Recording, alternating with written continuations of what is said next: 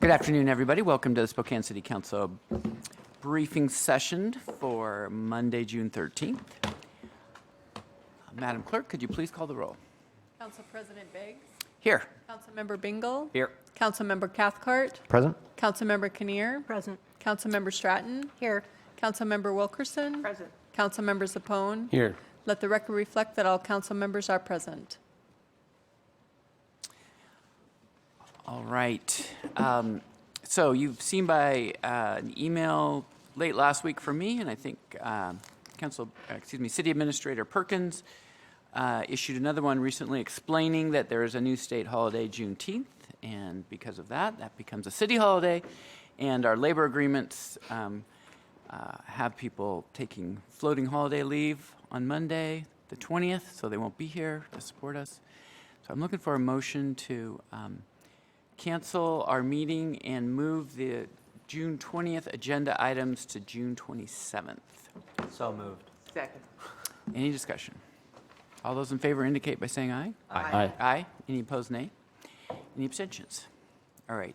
And we're about to do the briefing for the June 20th agenda, but I've been informed by the city clerk's office that they will just move those things over to the 27th, and they'll denote which ones have already been briefed, so we don't have to do double briefings on that time, but we have time today. So with that, turn it over to you, Mr. Perkins. Thank you, Council President. Good afternoon. Good afternoon, members of the City Council. This is the advanced briefing for Monday, June 20, which will now become Monday, June 27. On the consent agenda, our first item is a contract with Volt Management Corporation for technical resources and support of our project management office. And our briefer this afternoon is Dusty Patrick. Good afternoon, council members.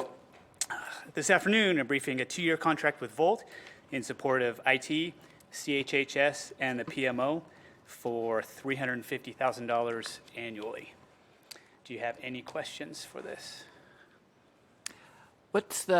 So we keep doing the temps. What's the plan as far as when we would be hiring these people?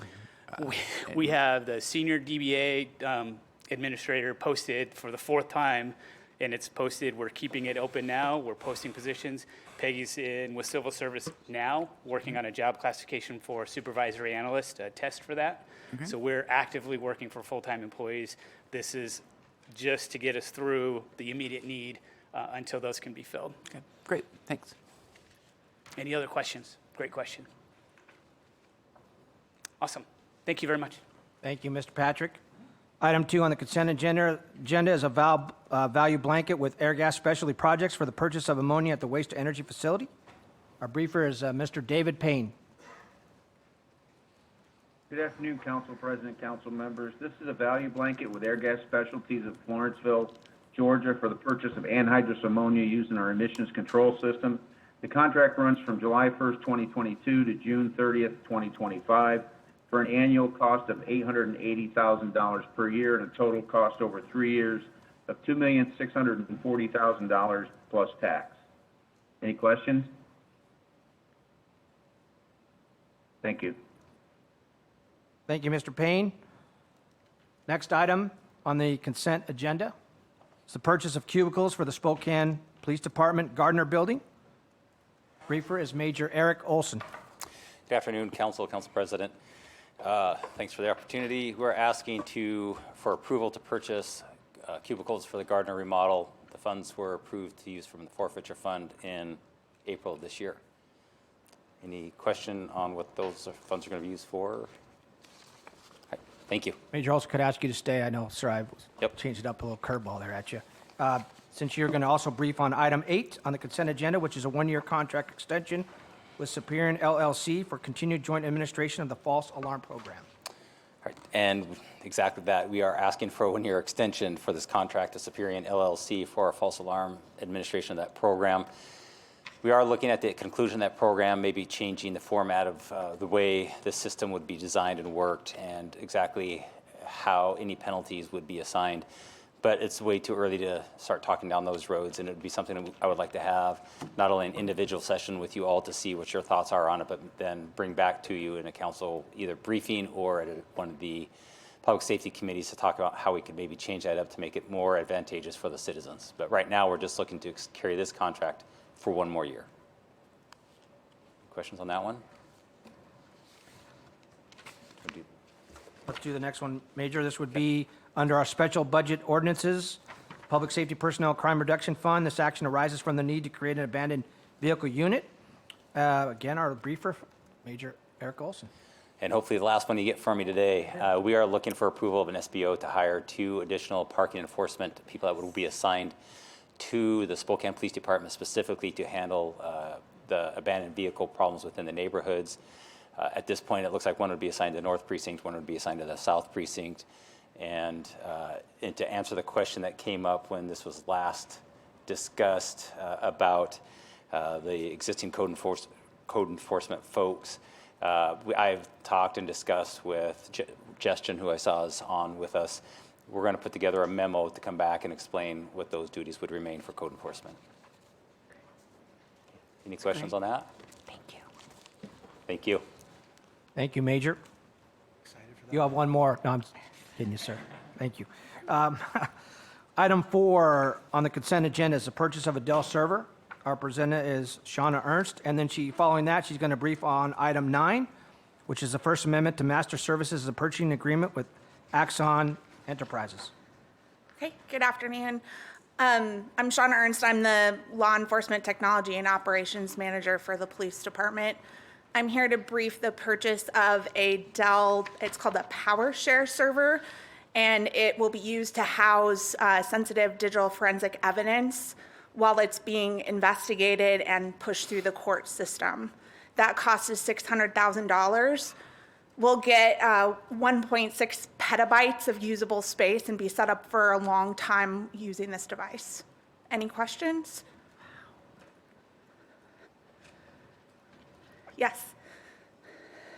So the system we have now this is an upgrade. This is actually a replacement of kind of a hodgepodge of different servers and external hard drives. So we're going to something that is more centralized. Yeah. So that got me thinking. So right now, we don't have one central system where we store everything. It's in a bunch of different storage capacities. That's correct. Are those physical storage units that we have here that we're storing all of this on? Correct, yeah. Primarily physical storage here in a lot of different places. So we would standardize that everything would be on this Dell PowerShare for working storage. And then the next item is the Axon contract, which would give us unlimited storage in the cloud. So that would be the long-term storage. So short-term and long-term pieces. Okay.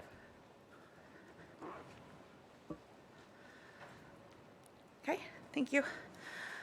So the next item is to amend our current Axon contract. Axon is our existing body cam and taser program. We'd take the contract from the current annual rate about $580,000 and go to $965,000. What this does for us is it locks in the contract for the rest of the decade.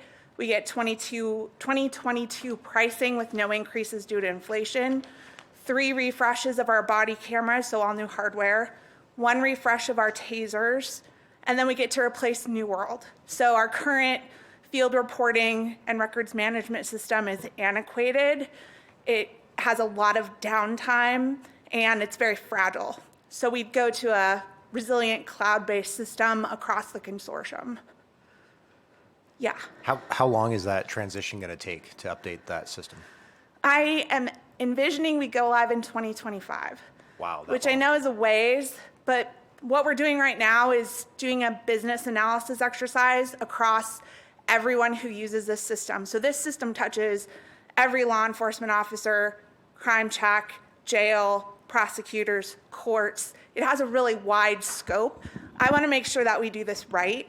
So we're taking the time to document every single business process that touches New World so that we can make sure we are implementing really solid things in the new system. Will the new system enable us to do, I guess, will it provide more powerful like analytics? I mean, can we Yes. really dig into the details and pull out trends and things that maybe we can't quite see today? Yeah, absolutely. So 2 big changes. One, we get a full data lake, so we'll be able to analyze all the data in the system. And two, right now, when an officer writes their report, their narrative is only stored in a PDF. This actually Right. has it in a database, so it's searchable, so you can look for trends. Yeah, okay. Let's go faster than 2025. I'll try. So because technology is changing so fast, and you're saying this is a 10-year, scope of 10 years, right? Through the end of this decade, so it's a 7.5-year contract. Okay. So if there are changes, technology changes, would this accommodate those? Axon is actually really good about making changes. They roll out changes incrementally. So every month they release new changes. What we have now with New World is that we get one set of changes a year. And when we get that set of changes, we test for 12 weeks, we implement, and then we deal with the aftermath for 3 months to 6 months. So instead of getting everything at once, we'll constantly be getting smaller changes to keep up with technology and law. And will this be user-friendly? I know New World was, am I right, was a problem. Yeah. So is this going to be more user-friendly for the officers and for the people actually needing to use it? Absolutely. So every field, it's intelligent. If you're taking a report for a burglary, it's going to show you different fields to enter than if you're taking a report for a vehicle prowl. It knows, what you need to fill out based on the crime type. It also integrates with the body camera system. So every video gets auto-transcribed, so the officers can use that transcription to populate their narrative and save time typing. Much, much better. So this is basically $1 million a year. And working off of Councilwoman Kinnear, that you said something about refreshes. We get 3 body cam refreshes. Is that new hardware that will be delivered to Yes. us? Okay. And then with that, $1 million a year, how many, if this helps us to increase our efficiency, how many officer days are we going to gain by Yeah. increasing the efficiencies? I understand that question, and I tried to find out a good answer for you. It's a really tough one until we have the software in hand and can put it through its paces. I did reach out to other agencies that are on this system, and it just wasn't easy to compare. I do anticipate there's going to be a big time savings for them. It could be 25%. I'd hate to hazard a guess more detailed than that. Do you estimate it would be more than 4 or 5 officers a year? Because $1 million a year could help us to hire some officers. Do you estimate it to be better than that? Is this a better usage of the money here than hiring officers to help through the old process? So that's a tough question, in part because as soon as we get off of the New World system, we get all that cost savings back. So this is a cost increase for, you've already authorized the funding for 2022. So for 23, 24, and 25, it's a cost increase, and then it's a savings after that. So are we going to have that kind of time savings for officers before go live? No. So I wouldn't, but afterwards, this is kind of a net neutral, little bit of savings versus what we're paying out today. Awesome. Thank you. Yeah, you're welcome. Major Olson, did you want to stand up? You look like you're ready to speak. She covered it. Okay. Pretty well. I think one of the things, if I could just say it, when we're just looking at some of the savings, we will end up almost cost neutral just on the cost of software. So when we add to the savings of the personnel time, that will increase on that because of what we won't be paying to New World. Because we're going to have to pay double for a little bit because we're still using New World while we're spooling up this. So it's hard to articulate. I know exactly what you're talking about. There will be efficiencies gained, but to try to say we're going to gain this many hours, this many people, Now he has to I repeat all can't that. with conscience tell you this is what it's going to be. There will be. I just can't say this is what. Sorry. For those of you watching, there's no way to know. So. Right. Just quick question. How old is New World? Didn't we just purchase all of that? How long's it been? So we signed the contract in February of 2015. Okay. And we went live October 4th, 2016. Okay. But part of the problem is that the software is really old. So our records management system was written in the 90s. So even though it's not that old for us, it's really old. Okay, thanks. Thanks. Thank you. Ms. Ernst. Thank you very much. Thank you. Item 5, low bids, has 5A and 5B. Item 5A is actually to be determined at the bid opening to be held today, June 13, for Cycle 9 traffic calming. And item B, another bid opening scheduled for today, June 13th, for the Washington Basin Stormwater Knox Avenue. Our presenter is Dan Buller. Good afternoon. Item 5A is indeed blank on your agenda, but we just opened bids, and Bacon Concrete of Spokane is the apparent low bidder at $498,305, to which we propose to set aside a 10% administrative reserve. This apparent low bid must still be checked to ensure all the appropriate forms have been submitted and signed and there are no math errors, etc. This project is Cycle 9 of the annual traffic calming project and installs bump outs, curb ramps, crosswalks in various locations. This project is locally funded with red light infractions. The low bid from apparent low bid from Bacon Concrete is approximately $52,000 or 9.5% below the engineer's estimate, and a total of 3 bids were received. Item 5B, also blank on your agenda, but we also just opened bids, and Halmy Construction of Spokane is the apparent low bidder at $1,999,122, to which we also propose to set aside a 10% administrative reserve. This apparent low bid, again, must be checked for math errors and proper forms and whatnot. This project treats stormwater from approximately 150 acres, including Monroe Street, between north of Indiana, that is currently routed directly to the Spokane River without treatment. It's mostly funded with a DOE grant. The low bid from Halmy Construction is approximately $260,000, or about 15% over the engineer's estimate. And like the other project, a total of 3 bids were received. Thank you, Mr. Buller. Item 6 is a 1-year renewal with Camtech for cameras, security hardware, and video management software. Our presenter is Dave Steele.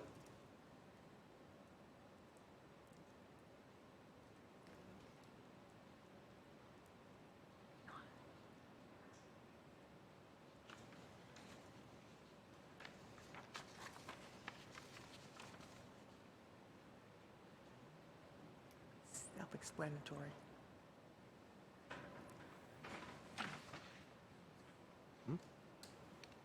Moving on to item 7, it's a contract renewal with Frank Gurney for needed on-call guardrail repair services. Briefer is Mr. Clint Harris. Good afternoon, Council President and Council. The Street Department's requesting to renew a value blanket with Frank Gurney for on-call services to repair guardrail for a cost not to exceed $125,000 annually. Thank you. Thank you, Mr. Harris. Moving on to item 10, as we've briefed items 8 and 9. Item 10, report of the mayor on pending claims and payments of previously approved obligations for Parks and Library. 10A. 10B, payroll claims of previously approved obligations. Those amounts and information will be completed for the Monday, June 27 council session. Item number 11, city council meeting minutes also will be completed and ready for council consideration on Monday, June 27. Under special budget ordinances, the next item is an action arising from the need to run an additional fire recruiting academy, and our presenter is Fire Chief Rex Strickland.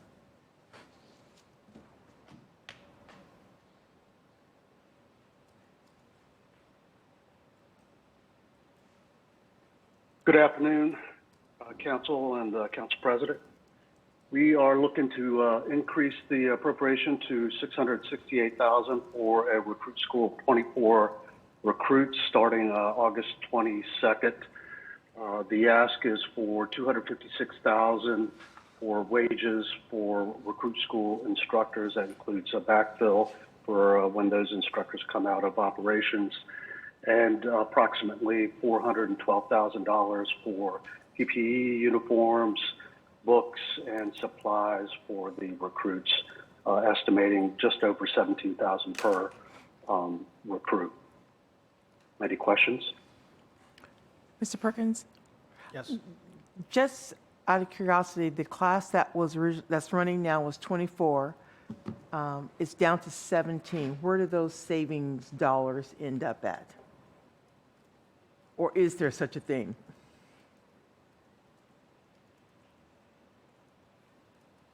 So we are still culminating the amounts for the 500,000 that we just went through for Recruit School 22-1.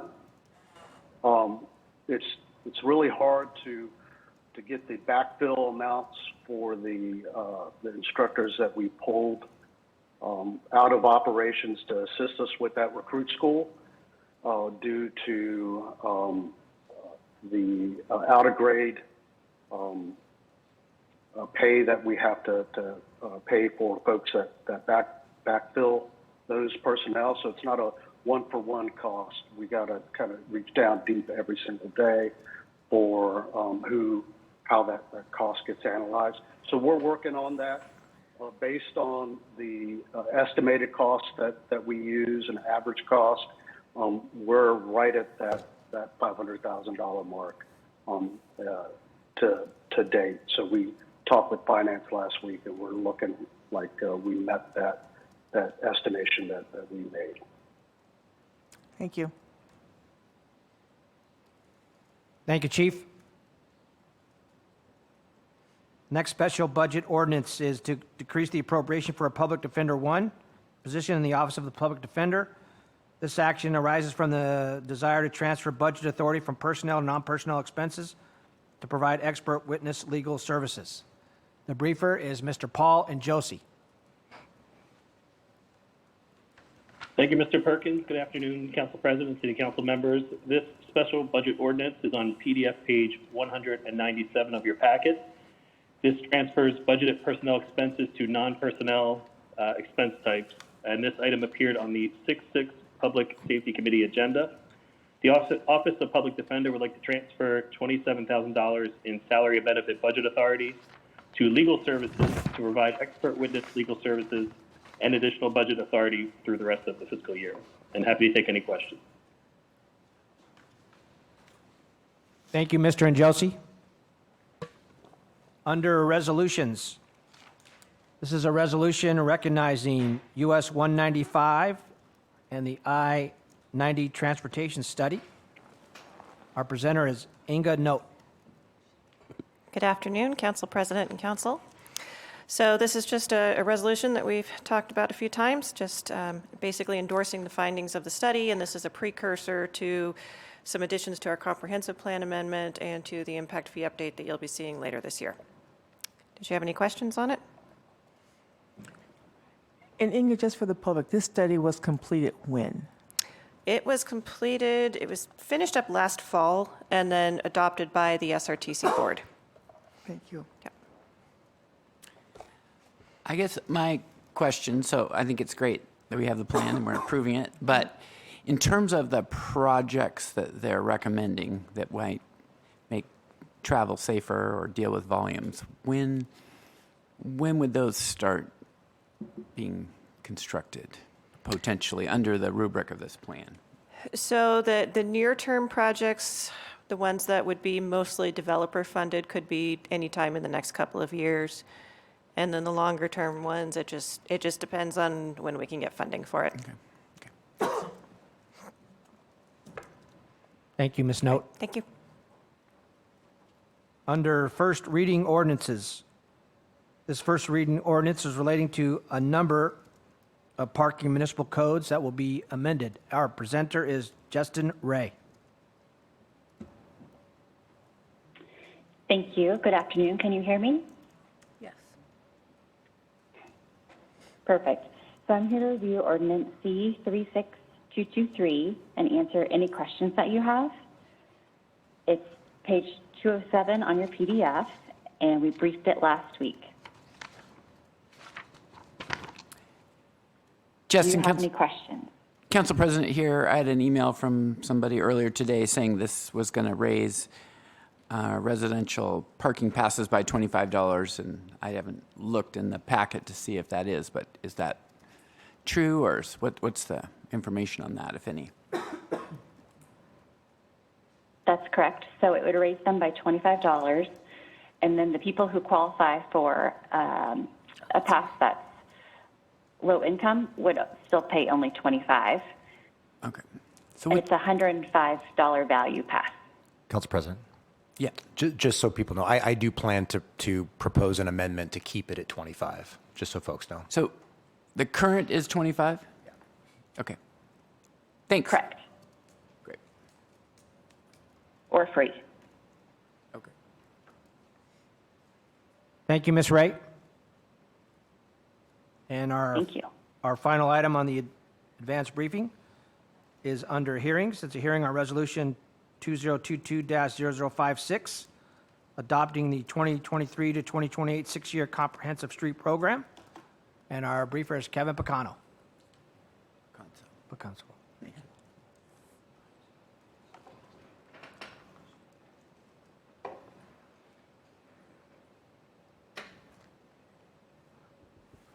I get a little help with the folder here. This wasn't the folder I was expecting. Sorry, I should have checked before the meeting here. So which one is it? Just the council folder where we're supposed to put our present. Okay, I'm sorry. Let's see. That's okay. And so we are at study session? No, sorry, briefing session. Yeah.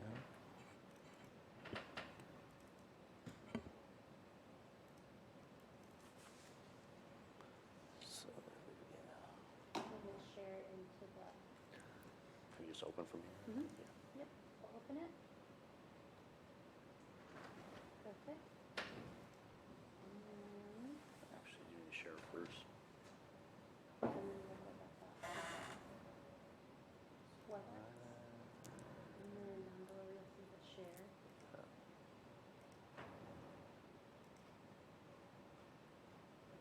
Perfect. And then we'll just minimize, I'll let you do that. I always no fumble worries. around with it. That's okay. Sorry about that. I was expecting that presentation to be up already. Good afternoon, Council. Kevin Picanso, Integrated Capital Management, here today to brief the resolution for June 27th, adopting our annual update to our six-year streets capital improvement program for the 2022 to 2028 time period. As I always start off with, just the kind of the purpose of our annual update and the purpose of our six-year streets capital program is to implement the goals and objectives contained in our comprehensive plan. We're required every year to have an adopted program by July 1st. So really critical with the canceling the meeting next week on the 20th. We were expecting to have that hearing on the 20th. It's really important that we do that adoption on June 27th, so we meet that July 1st deadline required by state law. Just jumping right into the changes for this year and updates. The content here is very similar to what I presented to you at the PIES meeting in April. No changes since then. In terms of our new projects, 15 new projects going into the program this year, largely a result of 13 grant awards that have occurred over the past year or so. There are no new projects going into the program this year from our reconstruction matrix. I know that reconstruction matrix is always a kind of a topic of discussion each year, but no new projects going into the program from that matrix list. First, some of the projects coming out of the program, and try to update you on that each year. Generally, these projects are projects that were completed last construction season or are wrapping up here this spring, and therefore they don't need to be in the program for 2023. As an example, North River Drive sidewalk project just wrapped up a few weeks ago and is back open to traffic. So in terms of the actual new projects this year, this map just summarizes the locations. There's a large number of new projects in the Northeast, as well as in the downtown core, and then a handful of projects each in the Northwest and on the South Hill. I'll just quickly run through each of these projects. The first project is Maple Street Bridge Deck Repair, a result of a successful grant award. This repairs the deck and addresses the existing damage to the deck from studded tires, as well as damage to the bridge joints. Total project cost about $4.5 million. Second project from the same bridge grant program. This addresses the 3 bridges through Riverfront Park on the Washington-Stevens corridor. If you've driven that corridor, of course, you know the pavement condition is pretty poor.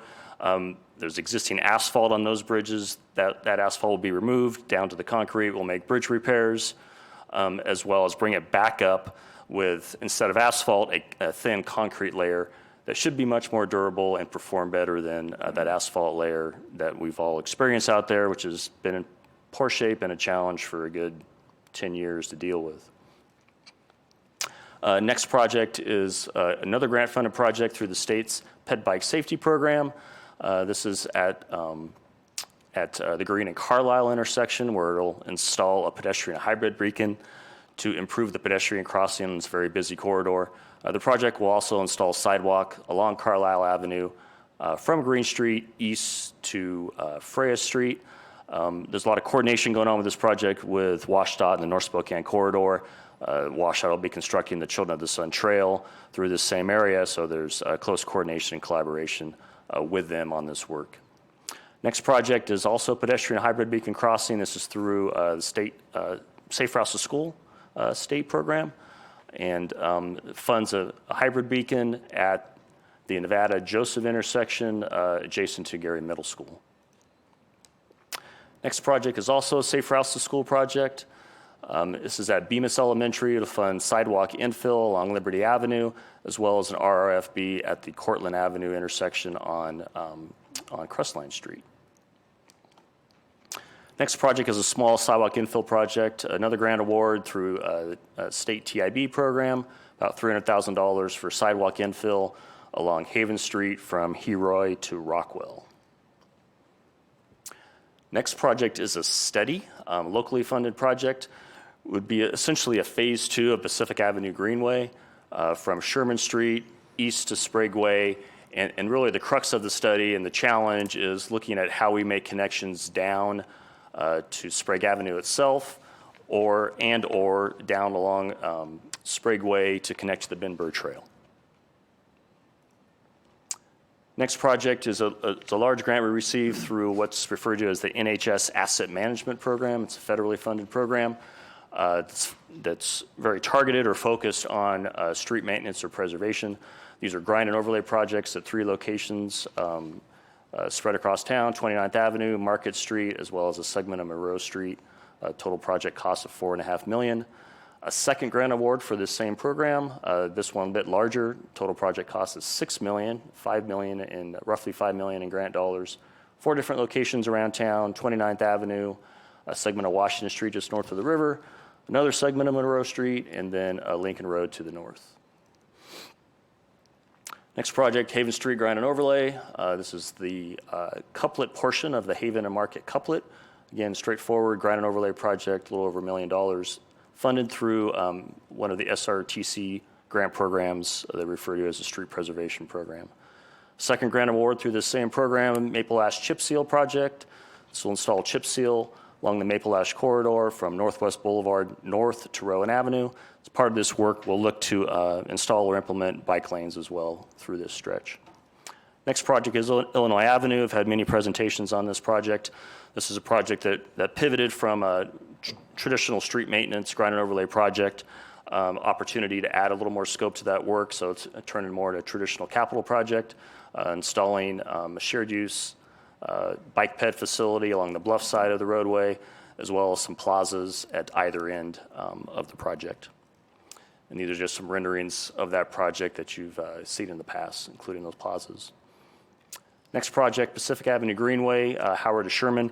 This was a project that was included in the Move Ahead Washington funding. We're still waiting to hear on the details of when that funding will actually become available. That probably won't be known until early 2023, but adding it to the program now, so we'll be teed up to start that work when the funding becomes available.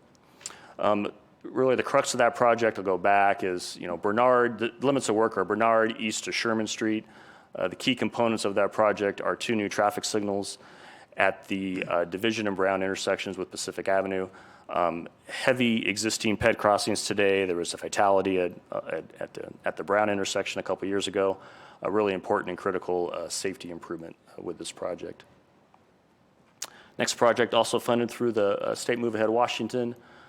package, and that's the Cook Street Greenway. We've done several improvements to Cook Street. For the Greenway, this project will sort of fill in the gaps, if you will, primarily ped bike crossing improvements at the arterial intersections along Cook Street. And then finally, the last project, Empire Way study. This is funded through an appropriation from WashDOT.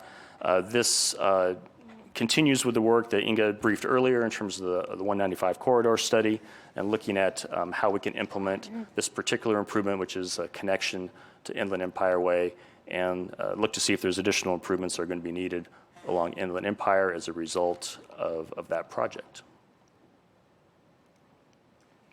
Quick question on that. Is it going Sure. to be improvements along all of Inland or just right where it connects there? That's what we need to look at. You know, the 195 corridor study really didn't go further along Inland Empire, and so we'll look at things like, you know, our bike and pedestrian improvements needed along there. You know, what's the pavement condition, those sorts of things. Yes. Do you know when do you expect the study would be completed next year? And then also on the Illinois, do you think that'll be ready by spring, or is that more like fall of next year that Illinois is going to be done? Yeah, I'll hit Illinois first. Our staff's really busy. They're pushing to get it out to bid this year. So that as of now, it's still planned for a fall construction. Okay. So it's going to be pushed. It's a large project. It's a mile plus. 22. Should be, yeah. You could have some punch lists and some cleanup stuff, you know, that occurs.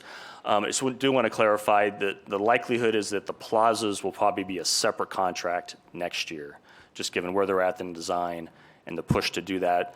You know, when we got that final approval for that money, you know, we were already sort of moving down the But do you track, think those will be but done spring? I think the intent would be 2023. Yeah, they'll roll right in and do a project next year. The work we do this year will plan for that. So, for instance, we'll get the water services stubbed out to those areas for the landscaping, as an example. Okay. So it'll kind of be done in two phases there. Your second question,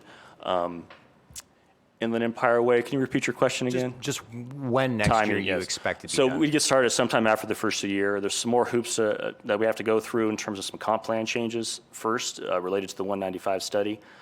But those happen first, and then we'll get started with this project early 2023. So just quick summary in terms of some dollars. Completed projects that we're removing from the program total about $12 million. Sum total of all these new projects over $36 million, and about $24 million of that is grant dollars going into it. So a net of about 12 in terms of local funding. Our total program is up to over $200 million. Of course, that includes projects in the out years that aren't necessarily fully funded yet, projects in that fifth, sixth year of the program. Can I ask a quick question? Sure. I'm sorry, I could have dug into this and I didn't, so I'll be honest. Where are we at with Strong Road? We're getting so many emails, and that's been on the plan for a while. It went into the program last year. So last year was its first year in the program. It was Oh, in okay. the out years of that program. And like pretty much all of the projects in those outer years, it's not funded yet in terms of identifying that construction money to actually go implement it. Most of our projects in that fifth, sixth year, and even many in the third and fourth years, if you really look closely at the program, they're listed as unfunded. We have to go find grant dollars or, you know, a source to actually fund to move those projects forward. So it's So in that out when year. when we respond to people, that's what we can say, is that it's still on, it hasn't been taken off. No, it's still in the But we're program. just waiting for the appropriate funding to get it going. May I? Sure. We've been telling people that for a while. Oh, I know, and that's why I'm confused. And it's a challenge with a project like that. Yeah. I kind of remind folks from our rebuild matrix, Strong Road was way at the bottom because it doesn't score high. It doesn't, you know, it's not a transit route. It's not an employment center. It's not a freight route. The volumes aren't that high. Those same challenges also make it a challenge to find grant funding. funding. To fund it as well. Not to So be that's not going to go away. argumentative, but there's a lot of development going on up there. And so while there might not be heavy use right now, it's going to get to the point where we are at with the I-195 corridor, where all of a sudden there's a lot of houses going in, there's a lot of development, and the infrastructure is not going to meet the needs of what's happening up there. So I'm just going to plant that seed with you, because I don't think this is something that can be, I'm looking to the two people who represent that district, but This doesn't look like something that can be put off much longer. I just know it's becoming an issue with the neighborhoods and they're, yeah. But- Zach, I think you're hearing the same thing. Just to clarify, Kevin, because we've been getting emails that it was set for 2023 construction and then staff took it off that list, and that does not appear to be the case, because I looked at last year's No. plan and that is not. Yeah, I'm not sure where that confusion occurred. I don't know where the 2023 came from. Yep. I'm just speculating here. It may have been that somewhere along the way, got mentioned, it got put into the program last year. Yep. So maybe that it got portrayed as the next cycle, and maybe 23 got mentioned in that somehow, but it's always been in the 2 years now that it's been in. It's been in those outer years of the program. So one thing, though, I don't think this is a game changer, but last year it was set for some planning in 2026 with some design in 2027, and then this plan that's bumped a year for each of those. And I don't know that we had any discussion with council about doing that, but and it may be symbolic, because without the construction funds, it doesn't matter. But Yeah, is that significant, or is that just something you did to keep? Well, it's more that recognition of, where's that funding going to come from? We just did our SRTC call for projects, for instance. It's not a project that would have scored well on that at all. And that money is for a period through 2026, as an example. So that's kind of what that next wave of projects, if you will, that we're looking to get funded. And does that project qualify for impact fee funds, use of that? Is it on the impact fee program? Inga manages the impact fees, so Yep. she would know. The way our impact fees are set up is we really only use them for capacity-type projects. So since this is a pavement project, it generally wouldn't qualify. Okay. Thank you. I was just going to follow up, and I pulled up the email because they've been a lot of them. And they were specifically concerned about the planning and design project for $150,000. So that was the part that they said was bumped back. Is that what you were talking about? That was bumped back 1 year, but it's not in 2023. Yeah, it's never Yeah. been. Very end. It's never been in 2023. There's different emails. There's other ones that says it was going to be built in 2023. Yeah. And I've seen a few myself, so I understand. We just forward them. It just gets confusing. Yes, it does. So no other questions about done here. Just point out the entirety of the program is available online on our capital programs webpage if you want to dive into those details. And then, just a reminder in terms of the various public touch points, this kind of summarizes all of it. Won't go down line by line necessarily, but just highlighting that 2 weeks from now, the June 27th, is a key meeting for the official hearing and seeking an adoption of the program. So that concludes the presentation. Great. Thank you.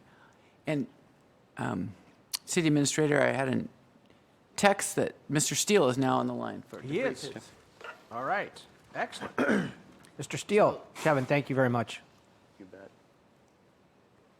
Yes, good afternoon, Council President, council members. I apologize for that. I was a little late getting there, and then I had some technical difficulties trying to log in. So we have the Camtech Value Blanket Contract is the item that I had to present, and it is the renewal of an existing contract. This contract allows us to purchase replacement cameras and keeps our security software running.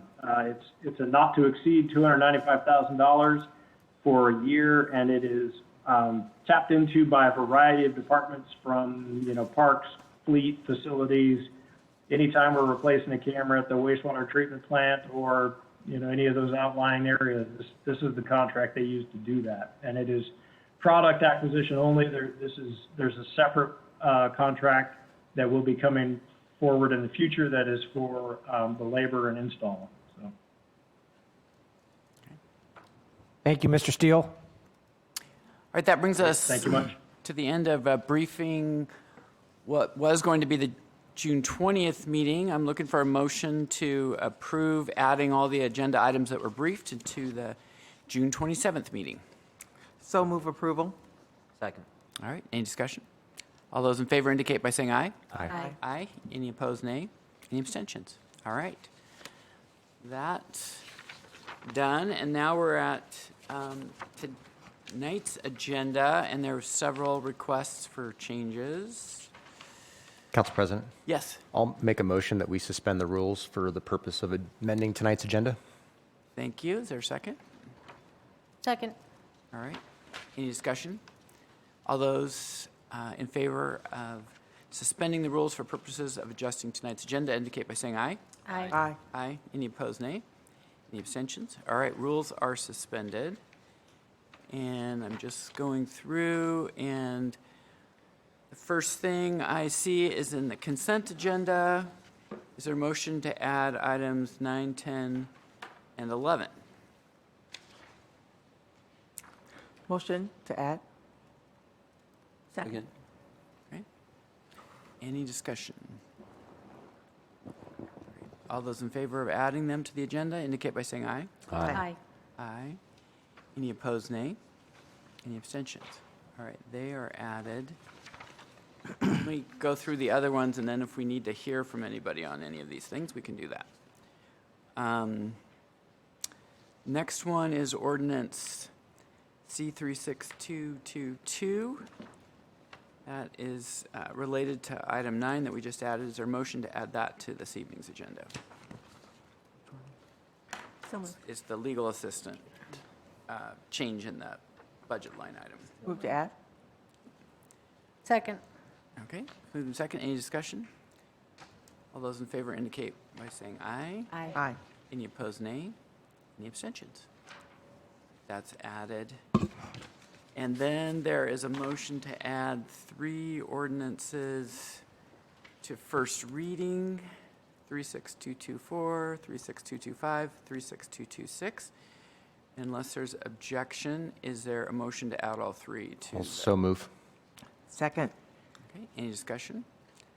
All those in favor indicate by saying aye. Aye. Aye. Any opposed, nay? Any abstentions? Okay, those are added. Does anyone want any briefing on the consent items 9, 10, and 11?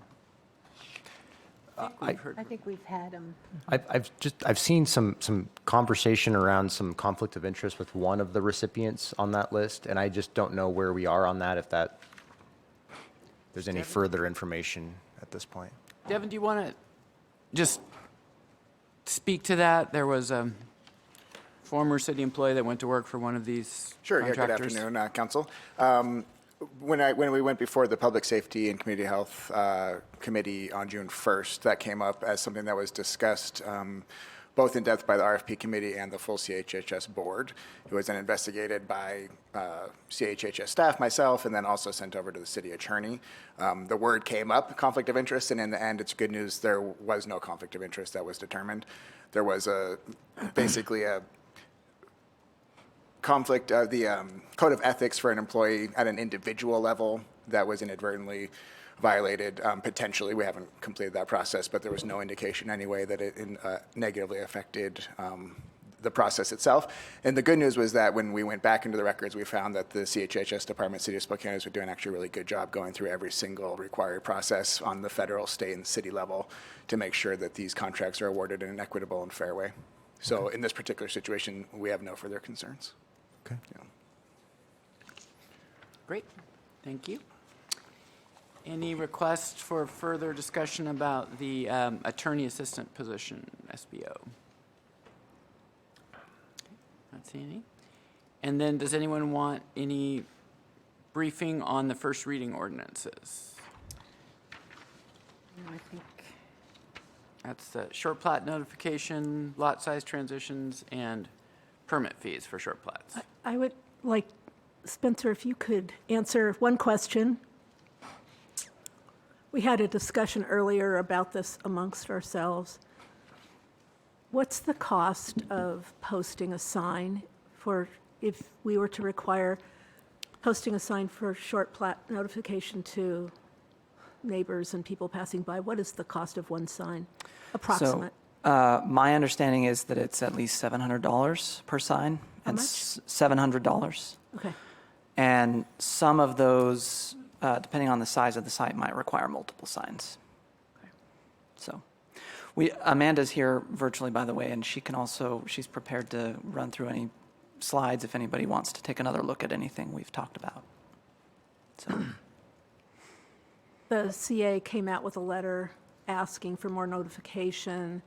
Amanda, did you want to talk about that at all? Because some people were quite concerned that they're eliminating some of that notification is potentially a problem.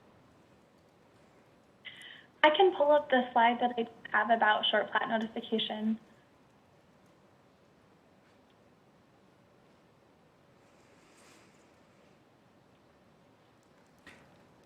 Councilmember Kennedy, as she's pointed out, when we posted the notice for Woodstocks Way, the signage out there, it was almost like $700. Just the street name change. It's crazy. Was significant that we as the councils incurred that cost. 700. So one of the short plat code changes that is forwarded to Plan Commission does recommend provisions from Plan Commission about plat notification.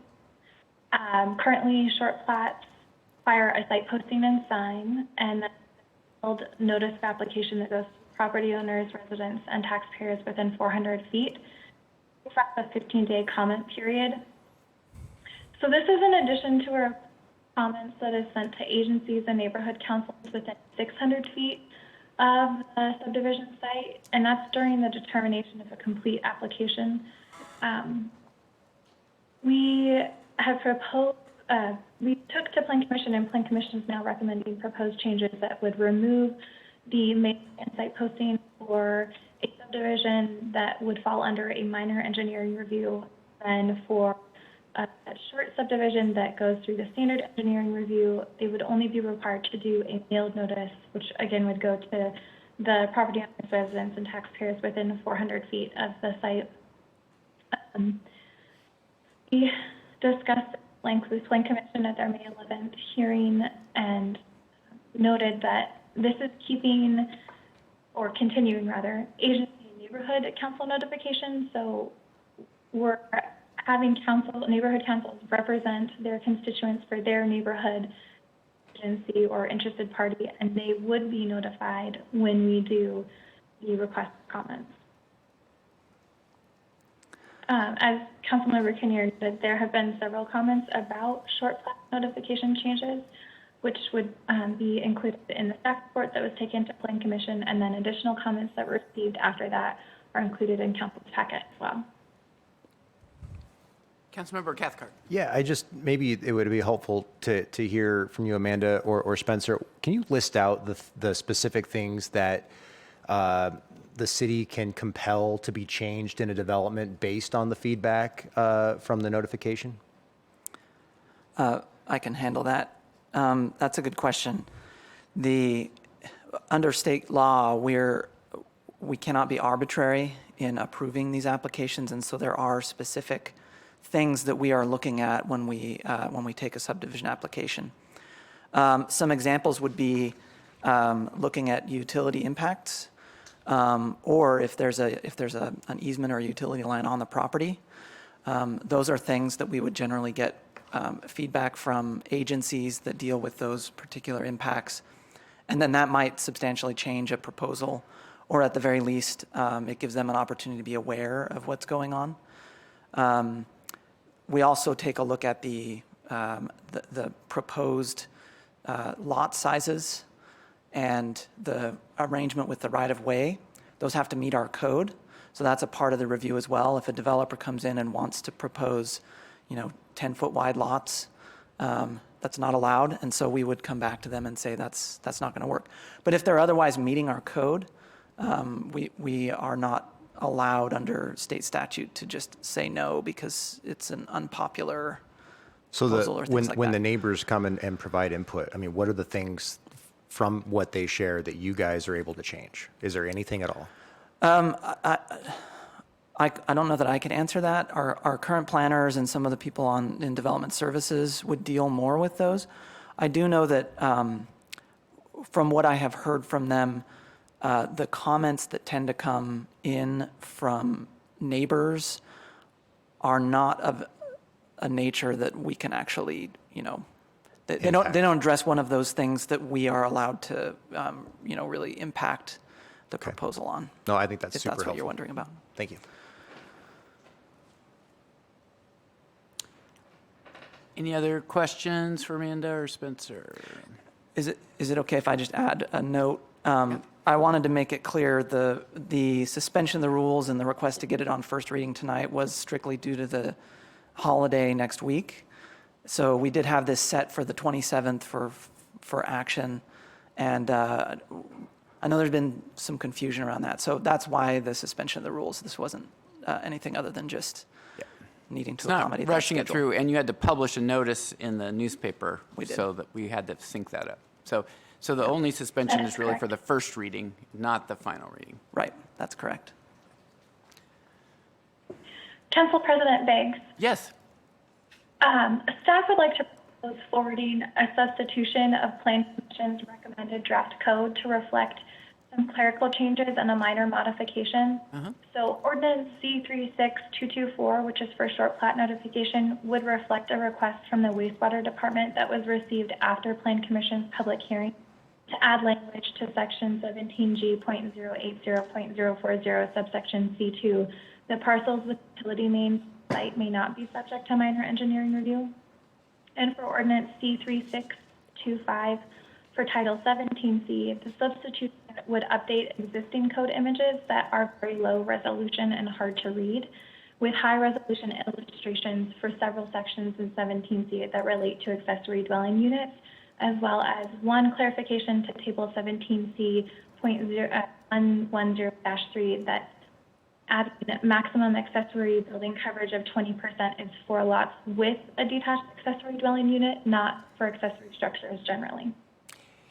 So if you, assuming you get the consent of the sponsors for those, just circulate them to all of council, and it'll go on the published agenda for the 27th, and we'll have a motion to substitute at briefing on the 27th. So that makes sense. And Thank you. can I just summarize quickly, because maybe that was hard to follow with the audio quality. There's some minor changes, clerical errors. One of them is the image resolution is poor in the current code, so we're updating that. And so that substitute version would have some of those minor adjustments. And if you have any questions, we can talk about that. But yeah, if we get it in soon, then it'll be in the packet and people can see it. So Yeah, we have those ready to go. yeah, So go ahead. Okay. Anything else for the good of the order for tonight's meeting? All right, then we are adjourned. We'll see you at 6 o'clock. Did we approve the? Hey, Kevin? Yes, we did. We did it, gang. Thanks for using WebEx. Visit our website at www.